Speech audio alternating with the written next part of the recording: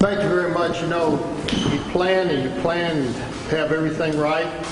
You get a nice podium, and I forgot about the cameras and the microphones. So we'll try to get through with this. But I want to welcome you to downtown Montgomery. This is a historic place.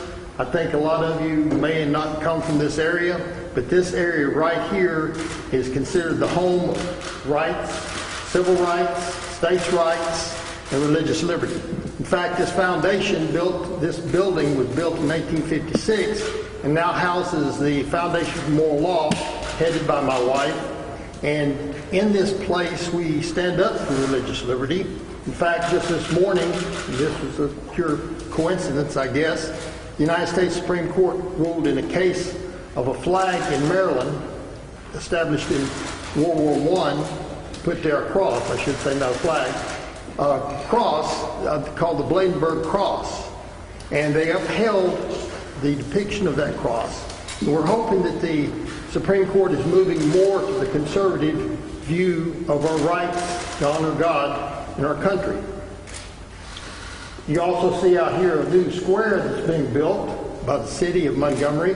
I think that's especially significant because one portion of this square is going to depict General Richard Montgomery, who on December 31st of 1775, even before the Declaration of Independence, was killed in the battle near Quebec. He was the first American general killed in a war in our country, even before the country began. So we're going to honor him in this city by recognizing that our town here in Montgomery was named after Richard Montgomery. I want to introduce you. Already met my wife, my son Caleb, standing over here. We have several attorneys here that have helped me through the years. I want to mention them. Melissa Isaac, there's in the corner. Martin Wisniewski is somewhere here, right here. Larry Clayman, Larry, right here. John Eidsmoe, Matt Clark. Matt and John worked on this brief for the foundation. Leonard Holyfield, my good friend from 30-something years ago, is here with us. We're like seeing him. I see several of my campaign staff from last time in the room, and thank Tim Sprayberry for the wonderful prayer that he gave as an introduction. You know, for the past several weeks, months really, there's been a barrage like never before of information about whether I would run. I think never before in the history of our state, in the history of our nation, has there been such an outcry of opposition and favoritism about running in a Senate race, especially when you've got to recognize that I have not announced any intentions. Just this week, the AP had an article entitled, "Is Roy Moore Running for the Senate?" Then CNN came out to say that Roy Moore to announce his decision this week amid GOP controversy. And GOP's biggest fear, according to Alabama Reporter, was Roy Moore running again. And one I like especially, American Thinker, by a former member of the DHS, Department of Homeland Security, said the deep state smear machine is gearing up for Judge Roy Moore again. Never before has the NRSC, that's National Republican Senate Committee, become involved in a race when there is no race yet. But Jesse Hunt of the NRSC spokesperson said that no stone will be left unturned as it pertains to his background. In other words, the NRSC is planning to do a smear campaign. Todd Young, the chairman of the NRSC from Indiana, senator, even spoke to the president to urge him to come out in opposition to my candidacy. Josh Holmes from McConnell, Senator McConnell, and Stephen Law, the president of the Senate Leadership Fund, have also made such comments. And none other than Senator Richard Shelby came out just recently to say that he believed I will not be the Senate or the candidate in the race. I think my question is this to you, the media. Why is there such a fear? Why is there such a anger? Why is such a hatred and opposition to somebody running? Why does my mere mention of my name cause people just to get up in arms in Washington, D.C.? Is it because I'm a staunch conservative? Is it because I believe in strong rights for people? Is it because I believe in smaller government, less regulation? Is that what they believe? I would hope so. Is it because I believe in God, in marriage, in morality in our country? Do I believe in the right of a baby in the womb to have a life? Are these things embarrassing to them? Is that why they oppose me? Or is it because I stand up for the United States Constitution, a stronger border, security, to keep and bear arms? These are the things that I believe in. These are the things that I've stood for. I want to see jobs back in our country again. I want to see treaties like NAFTA and CAFTA done away with that have taken jobs from our country. I can't understand why there's such opposition from Washington, but I do know one thing. Neither the press nor anybody else has even mentioned Project Birmingham one time in the recent month. Have you forgotten? Have you forgotten that a group in Washington in September 2017 came out with this project to put out disinformation, false flag operation, using Russian tactics? We all know about the Mueller report. We all have seen what the president go through this scenario. In fact, I've got the Mueller report upstairs. It is that thick. We've all seen this. And they found no collusion. But in this case, in Project Birmingham, there was not only collusion, but a clear evidence of intent to disrupt a state Senate race by Democratic operatives out of Washington, D.C. Now, what's strange about this is we find the newspaper and the media urging everybody to get everything in the Mueller report. But not one has mentioned, despite the fact that the New York Times and the Washington Post both have the after-action report of Project Birmingham. But there's not been one mention of it. There's no mention of the fraudulent election tactics that were used to deprive the people of the state of Alabama of a race for Senate. Everyone in Alabama knows that last election in 2017 was fraudulent. How do I know? Well, even my opponent, Doug Jones, said this in his supposed complaint in protest. Such deceptive tactics have no place in American politics and must be repudiated by those involved in our political system. It is imperative to send a clear message that these disinformation tactics, will not be tolerated, but must be repudiated and punished to the full extent of the law. I want to give hats off to the New York Times. I've criticized them for not revealing this after-action report, but at least they recognized that Doug Jones was an unwitting beneficiary of these disinformation tactics. And the people of Alabama, they know of dirty politics. They're angry. They're tired after Kavanaugh's revelations came out, and after Kavanaugh survived them, they realized and they saw through what had happened to me. You know, there's no saying, you can fool all the people some of the time, and some of the people all the time, but you can't fool all the people all the time, and that's what they're trying to do in our races and elections today. People of Alabama are not only angry, but they're going to act on that anger. They want Washington and other people outside this state out of their election. People of Alabama are tired of politicians saying one thing and doing another.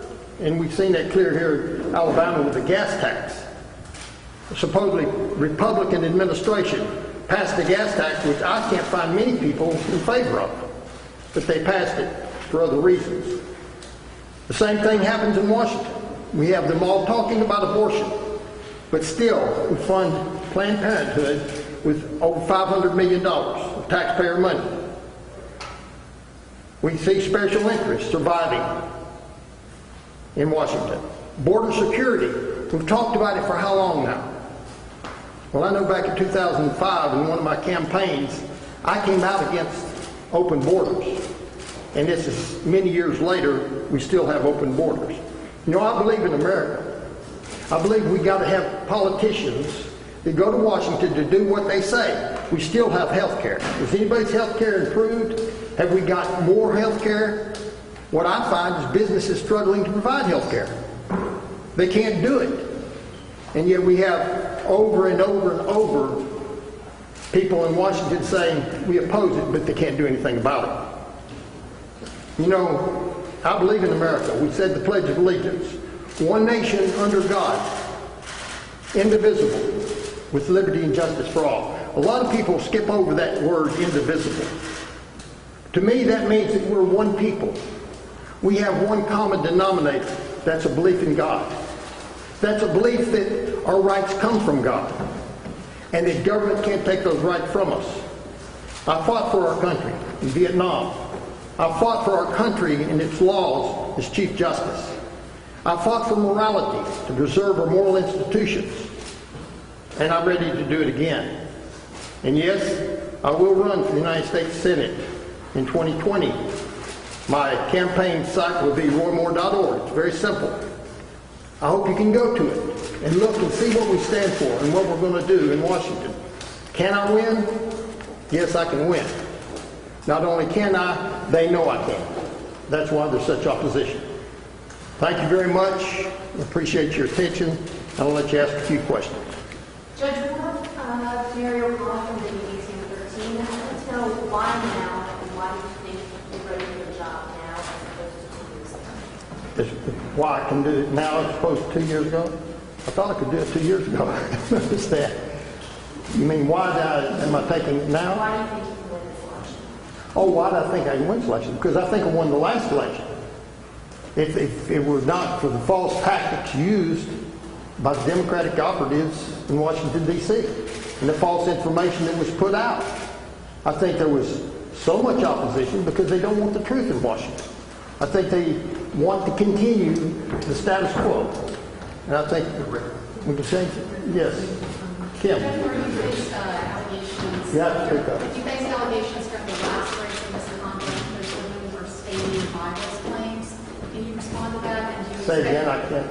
The women who accused you of misconduct in 27 are standing by those claims. Can you respond? Well, I really wouldn't know what they're standing for. Quite frankly, I haven't seen them. I haven't heard from them. We have a case going, and I haven't even seen the woman involved. We can't question her.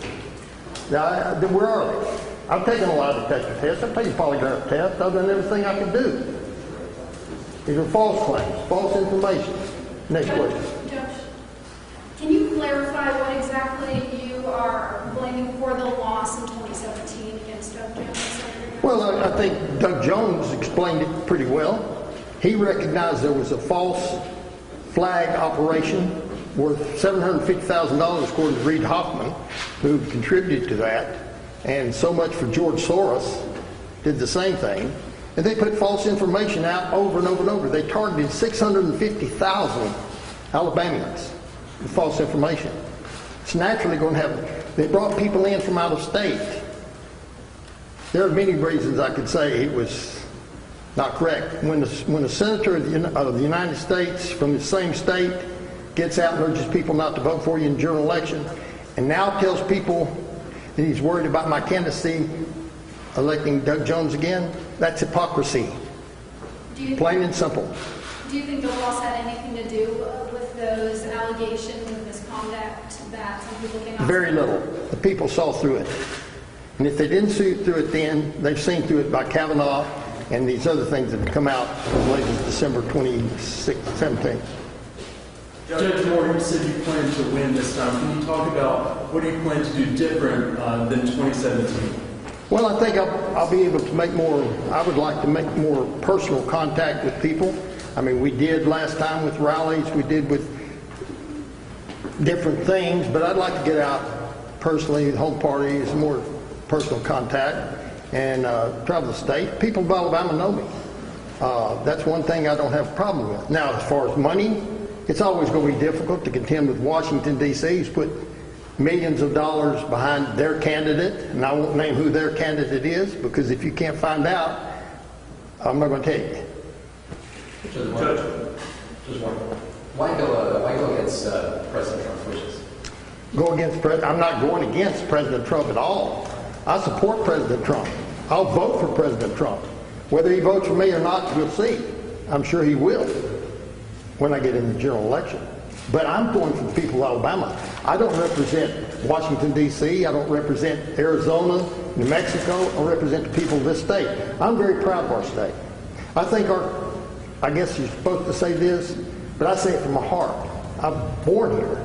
I was reared here. I went to West Point, United States Military Academy. I served in Europe. I served in Vietnam, but I came back to Alabama.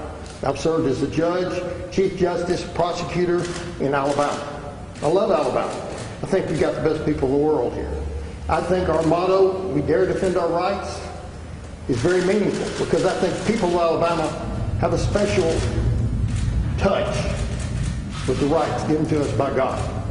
You're a moral people, and that's what we need more of. Judge, Yes. follow up this question. Did President Trump's public warnings to you give you any pause at all about running? Did that make you reconsider your plans at all? No, I think President Trump has every right to voice his opinion. I think he's being pushed by the NRSC. In fact, there was an article that I read from that NRSC did approach him. The spokesperson for NRSC did approach President Trump. I don't know what he's thinking. I can't speak for him. But I can say I don't disagree with him in lots of his policies. And border security is one I feel very strongly about. Yes, sir. Yesterday, Senator Shelby said that he's been talking with Jeff Sessions. I'm trying to talk Jeff Sessions into the press. Shelby said that the Sessions entered to clear the field. Are you in this about who there is this way? You know, you're just going to run out. Or are you open to all some black knife? I will be in this race regardless of who runs in this race because it's up to the people of Alabama, not about people getting in and not about pollsters in Washington, not about people from government or whatever. I think that the people of Alabama know me. They know what I've stood for. You know, a lot of them object to the fact that I was removed for standing for the display of the Ten Commandments. I don't want to tempt y'all, but I'll argue with anybody, to include the United States Supreme Court, about the legality of a monumental display. We have every right to recognize God. That'll be a main factor in my race. If we don't recognize God, we lose our rights of life, liberty, and the pursuit of happiness, according to the organic law of our country. God is not religion. I hope the United States Supreme Court hears this. Religion was defined specifically by our founding fathers. We have forgotten. And when we forget it, we forget the whole basis of the United States Constitution. James Madison once said that the real difficulty in the framing a form of government of men over men is this. First, you must enable the government to control the governed. And in the next place, oblige it to control herself. We're living in a society today where we have no problem obeying government, obeying laws. We're very obedient people to our law. The supreme law of the land is the United States Constitution. But we do have a problem when government is out of control and does not control itself. Intrusion into our lives, taking away our vital liberties, our rights, the right of a child to be born. These are rights given by God, not by man. They can't be taken away. So I'm in the race. Yes. Judge Moore, on the subject of obedience to laws, you were suspended for the remainder of your term for instructing probate judges to not issue same-sex marriage licenses. Can you explain that action in light of what you just said? That was a very excellent question. Because in the memorandum sent to the judges of the probate courts, I said, I can't tell you what to do. That's up to the Alabama Supreme Court to make that ruling. I said, they have the case before them. You have to wait to see what they say to determine. But you are under an injunction issued by the state Supreme Court. It's a valid injunction. I never did tell probate judges to disobey anybody. I told them the law, what the law was, and that the Supreme Court would rule. And in fact, the Supreme Court did rule. And in fact, the Supreme Court of Alabama left those injunctions in place after considering the effect of Obergefell on the ruling, and then their case. So right now, Alabama is the only state in the Union which before and after Obergefell, which is a Supreme Court opinion, has upheld injunctions against same-sex marriage. But you don't see anybody do anything about it. Just one. Going back to your claims about the fraudulent 2017 special election, do you believe that that was a solely Democratic operative on the fraudulent? In my opinion, no. In my opinion, that's one reason you don't see the after-action report. That's one reason that from the Washington Post and the New York Times, you don't see a full revelation of the people involved in it. It was done by Democratic officers. I know that. But there was also Republican collusion in that, and I think it would be plain if they would give us a report. What do you think about the other contenders, the other Republicans running this race? I'm not going to comment on my opponents in the race. We've all got the same platform, get out, get to know the people, and wish them well. You won't find me doing dirty tactics against another opponent. I've never done it yet, and I don't plan to now, no matter what. Judge Moore, when did you make this decision, and was there a final straw or issue that led it to you? At one point, you said you had no current plans to seek office again. I think I made it just recently, like when I announced it. I'd planned it, yes. I'd planned on what to say, but I thought about it and prayed about it and decided that this day I would make my final decision. I did. So you did not make your final decision until today? You don't make the final decision until you announce it, Tim, and that's what I did, announced it today. Somebody from the AP printed it. I had made it before, and maybe I had told people that I plan to run, but I don't make the final decision until I decide.